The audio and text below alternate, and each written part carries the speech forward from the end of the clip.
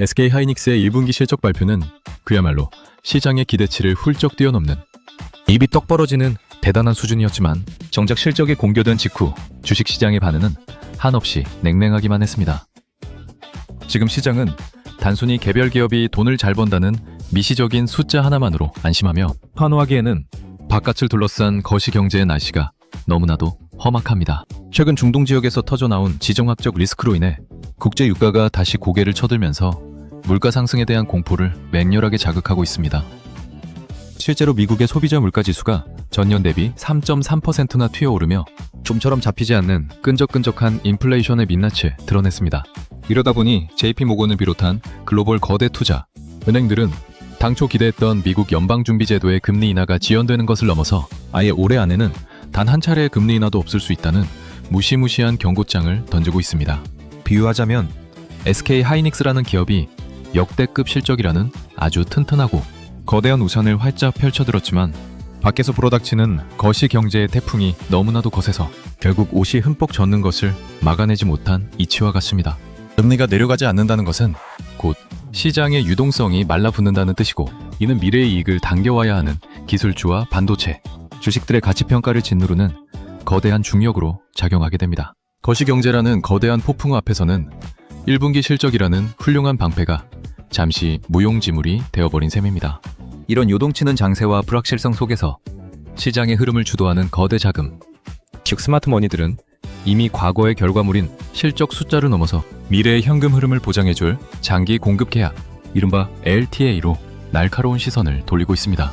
과거 역사적인 장세들을 돌이켜봐도 제품 가격이 널뛰게 할 때마다 결국 최후의 승자는 누가 얼마나 안전하고 구속력 있는 공급 계약을 맺었느냐로 갈렸습니다. 실적 발표 컨퍼런스 콜에서 경쟁사인 마이크론은 이미 5년짜리 SCA를 체결했다며 구체적인 정보들을 자랑스레 풀었지만, SK하이닉스는 과거와는 다른 다양한 방식의 구조적 대안을 검토 중이라며 구체적인 속내를 굳게 감췄습니다. 바로 이 지점에서 글로벌 투자은행인 시티그룹이 이번 주에 발표한 메모리, 반도체 업체들의 장기 공급 계약, 유형에 관한 3가지 분석이 자금의 이동 경로를 추적하는 결정적인 단서가 됩니다. 시티그룹은 앞으로 체결될 LTA를 3가지 타입으로 나누었습니다. 첫 번째는 가격 밴드형입니다. 이는 분기마다 급등락하는 메모리 반도체 가격의 상단과 하단을 미리 정해두어 사는 쪽과 파는 쪽 모두 리스크를 줄여보자는 취지입니다. 하지만 이 방식은 치명적인 약점이 있습니다.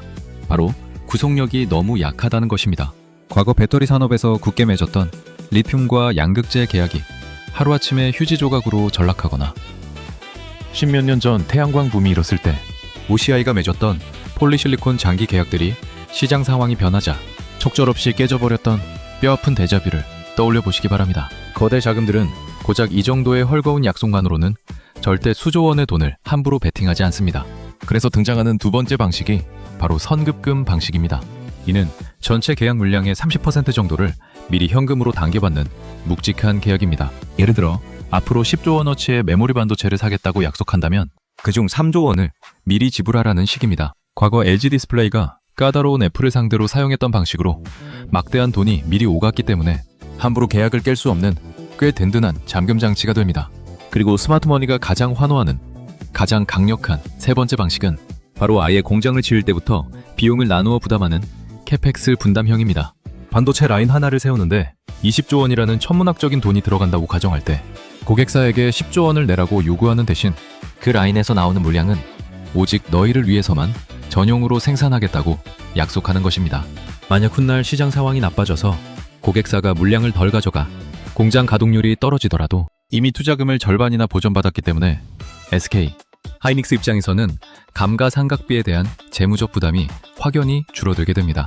이는 삼성 디스플레이가 충남 탕정의 A3 라인을 애플 전용 라인으로 구축하면서 사용했던 전설적인 방식과 완벽하게 같습니다.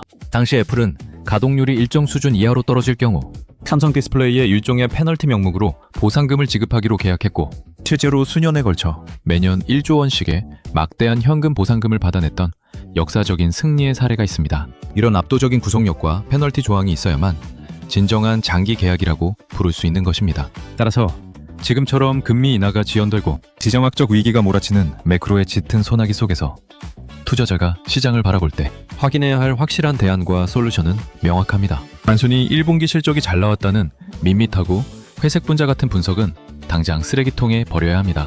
이제부터 시장이 목격하게 될 진짜 기회는 SK 하이닉스가 언제 깨질지 모르는 헐거운 A 조건의 계약이 아니라 묵직한 선급금을 챙기는 B 조건이나 라인 증설, 비용을 절반씩 부담하는 C 조건처럼 아주 강력한 구속력을 가진 장기 계약을 따냈다는 팩트. 한 줄이 터져나올 때 생겨납니다.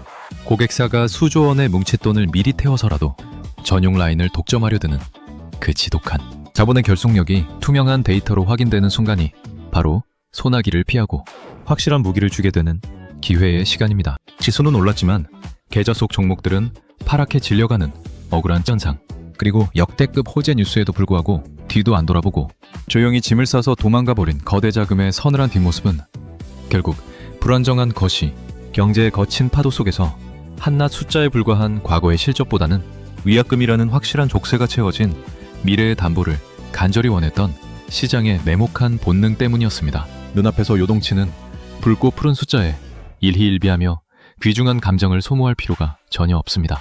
흔들리는 파도 그 자체를 원망하기보다는 거대한 스마트머니들이 과연 어느 곳에 무거운 닻을 내리고 위약금이라는 강력한 안전장치를 겹겹이 걸어두는지 그 냉정한 돈의 길목을 한 발짝 뒤에서 여유롭게 읽어낸다면 내일의 명확하고 달콤한 기회로 다가올 것입니다.